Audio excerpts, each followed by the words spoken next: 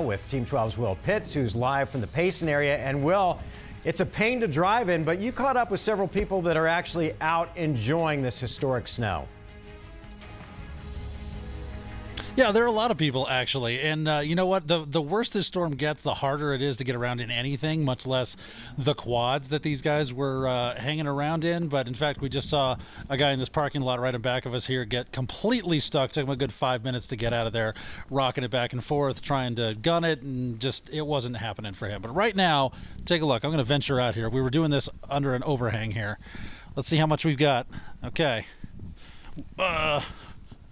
This was completely clear about an hour ago, and now that's about a good foot of snow right there. And it's still coming down, as you can see, obviously really, really heavy flakes. And it's basically shut this place down. All of the businesses around our hotel here in Payson are closed, mostly for employee safety, not because they couldn't get, employees in there. They were open earlier in the day, but the more snow comes down, the more they want to send people home and, just for safety, get people back to their families. But again, we did talk to a couple of people who were out in this and absolutely loved it. From what I understand, what's coming tonight, this will beat anything I've ever seen here. I've owned property here since 2001, and I've seen one really good snowstorm. This is going to beat it. It absolutely is going to beat it by quite a lot. And if the predictions hold true, we're supposed to get 34 inches or so. And those quads that guy was driving are pretty much the only way to get around here unless you have four-wheel drive or chains. And really right now, there's kind of no way in or out of Payson. The Highway 87 has been closed at two places, the last we heard, because of multiple accidents on the way down. So that road is closed. It's very, very quiet up here. People are just hunkering down, waiting for this.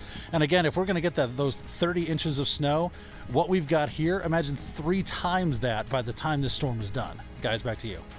Will, how are they doing clearing the roads up there? They're actually doing pretty good. We've had a couple of road graders come through and clear this parking lot a lot, but the road behind us is doing pretty good. You can't really see it from here because it's under all the rest of the snow that hasn't been cleared off.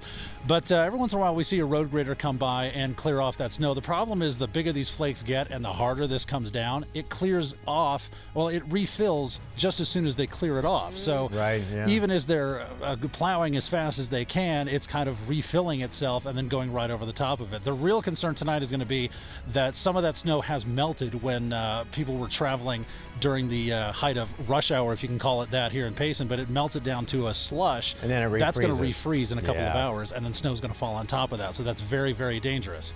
All right, well, black ice.